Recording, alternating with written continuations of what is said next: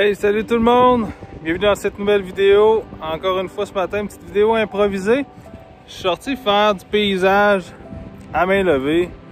Et regardez-moi ce que j'ai derrière, un magnifique phare. Et j'ai une super de belle ambiance. Avec cette belle brume. C'est frais ce matin, ça mouille parce que la brume est vraiment épaisse. Mais les ambiances sont complètement hallucinantes.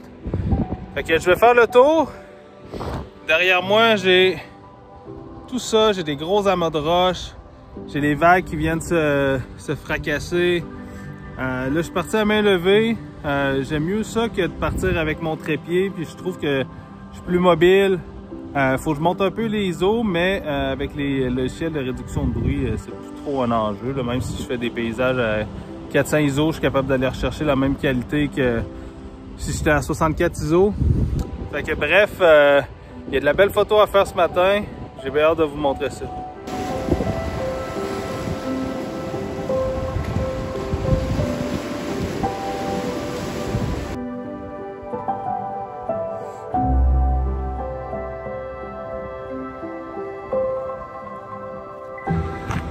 Aujourd'hui, c'est la dernière journée de mon périple à Terre-Neuve, donc disons que ça finit bien le voyage.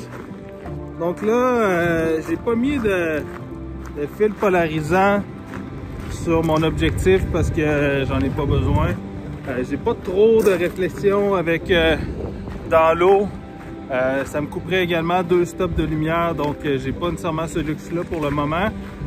Et c'est parce que j'ai peur aussi, si je reviens avec plus de lumière, je vais peut-être perdre cette brume-là, donc là j'en profite ce matin.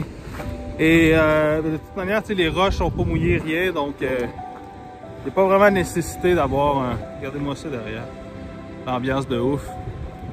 Donc il n'y a pas vraiment nécessité d'avoir un fil polarisant, mais ce que je fais, c'est que quand je me déplace, je mets mon cap quand même sur le devant parce que la bruine, ça mouille pas mal. Ça peut quand même être facile de mouiller la lentille avant de l'objectif, puis bon, après ça, tu peux traîner un linge aussi, mais c'est quand même mieux de juste pas le faire et de garder son objectif propre. Donc voilà, donc là, je me promène sur la côte puis je capture des beaux paysages. Donc là, j'essaie de me trouver un avant-plan intéressant. Il y a plein de lignes directrices avec les grosses roches qui sont derrière. Donc le but, c'est pas de juste prendre le phare, mais c'est de le mettre en contexte avec la brume, avec les roches derrière, devant, puis avec tout le décor autour, puis les roches, donc ça peut nous faire des lignes directrices, mais également, ça montre à quel point il y a de la brume. On a des roches qui n'ont pas de brume en avant, avec juste l'arrière-plan qui se fond dans le brouillard. Donc ça, c'est super beau aussi.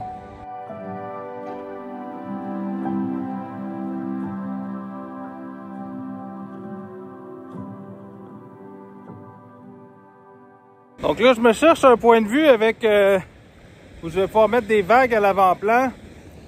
Et ce qui est important de faire, c'est de prendre le temps d'observer justement jusqu'où les vagues s'écrasent, pas se faire arroser. Et aussi, ben, on a les roches qui sont plus foncées, donc qui ont été mouillées. Ça donne un bon indicateur aussi. On veut surtout pas se ramasser avec de l'eau salée sur soi, mais surtout pas sur l'appareil.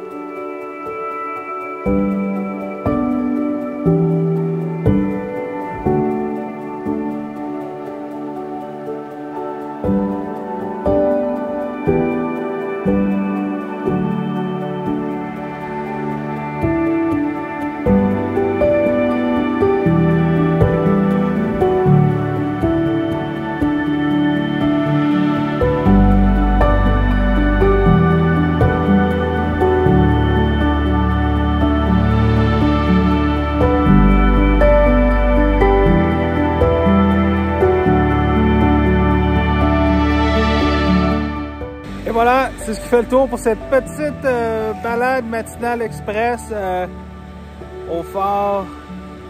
C'était magnifique, j'espère que vous avez aimé. Si c'est le cas, cliquez j'aime, commentez, partagez, c'est toujours extrêmement apprécié.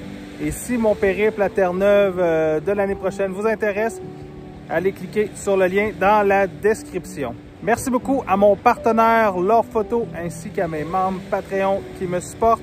Et nous, on se dit à la prochaine. Ciao tout le monde!